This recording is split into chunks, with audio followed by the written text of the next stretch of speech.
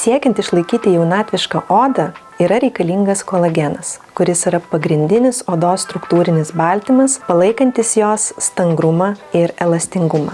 Su amžiumi kolageno gamyba žmogaus organizme natūraliai mažėja, o tai lemia tam tikrus odos pokyčius – raukšlių atsiradimą, suglebimą ir prarastą spindesį. Tačiau atliekant tam tikras injekcinės procedūras, tuos pokyčius galime koreguoti ir pagerinti odos kokybę. Viena tokių procedūrų yra pažangi 7 taškų injekcinė procedūra, kuri vienu metu apjungia hialurono rūgštį, amino rūgštis ir peptidus, skirta giluminiam, intensyviam ir ilgalaikiam odos drėkinimui, stangrinimui bei liftingo efektui. Procedūra tinka brandžiai, pavargusiai, dehidratuotai, gyvybingumą praradusiai odai, nes greitai atkuria jos elastingumą ir jaunatviškumą.